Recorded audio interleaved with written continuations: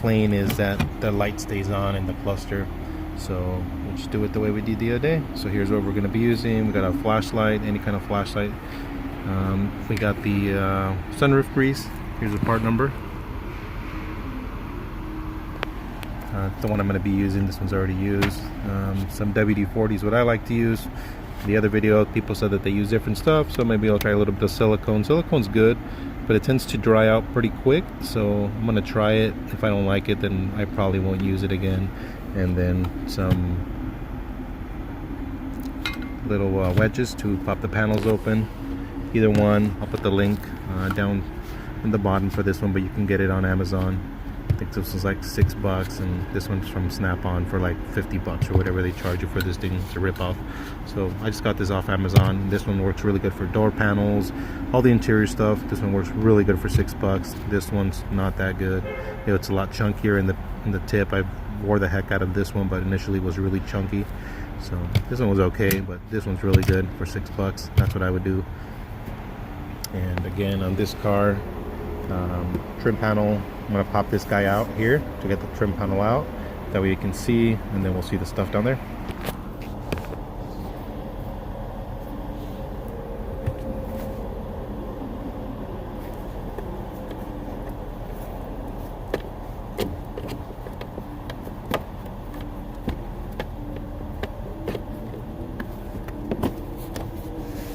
You might not have to get that piece out. I just like to do it just to give me more room. Let me take this side.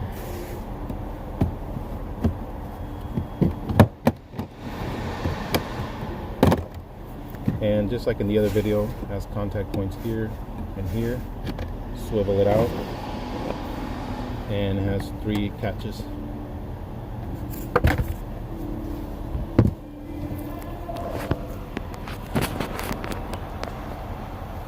Then in there, same as last time, looking for the spring. Back there, right there. Kind of hard to see with this little light, but there it is. So we're gonna lube that up, actuate it, and then we'll see what happens. This should be pretty quick, so shouldn't take you more than 5 or 10 minutes to do it.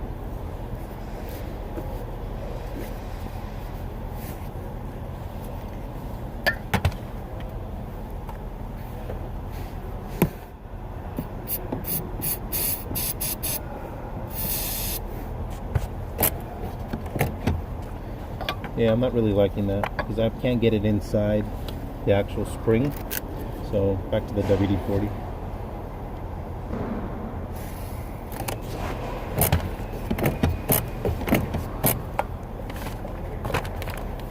Again, I'm going to look for the cable back there.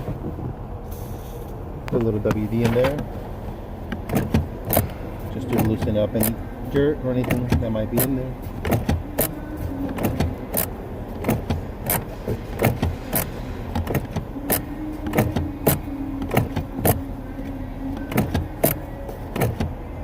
Then we'll go to the top part of the spring. Just got to get a little higher. There it is. That's pretty much it. It's already snapping back. Really nice.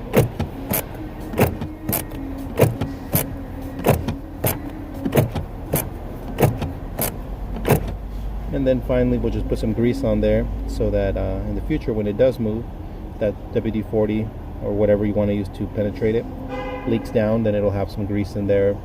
In the summer, the grease will get a little warm and it might melt a little bit further into the metal, which will keep it nice and lubed.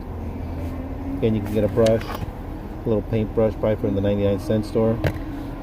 Got mine at an angle just to reach in there, but the straight one will probably work just as well. Probably work better actually.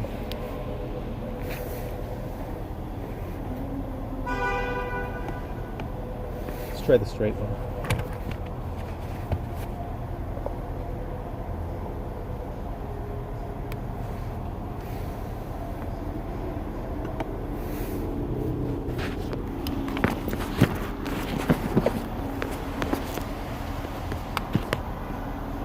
And there you see all the way to the back. It might be a little hard to see with the stupid light, but there's the spring. And there's the brush with the grease. Just push it in there. And if you can go up a little bit higher, probably about 1.5 inches above that, there's the top part of access to the spring too. Just lube that, actuate it 10, 15, 20 times, whatever you feel comfortable. As soon as you hear it snapping back, you should be good.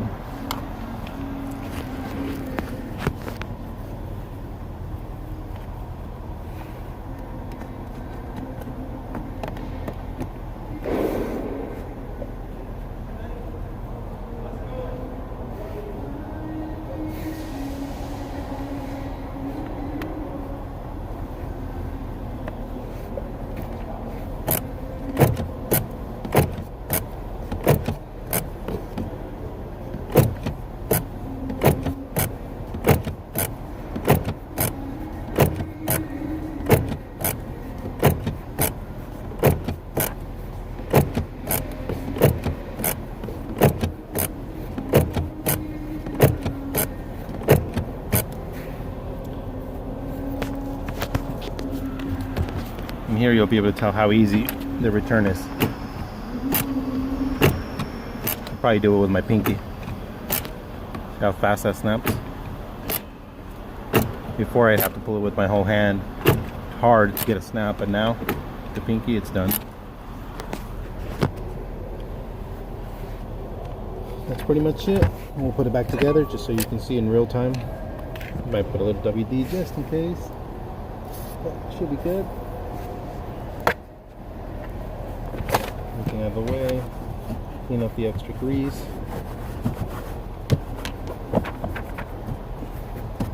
But you know what? Forgot to tell you guys. I don't know if I showed you last time, but you can also grease the back of this cable to make sure it's nice and lubed.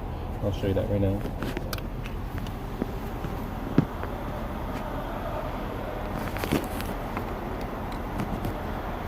So that's where the grease, that's where the cable lives. That little piece right there. You just put some grease on the cable.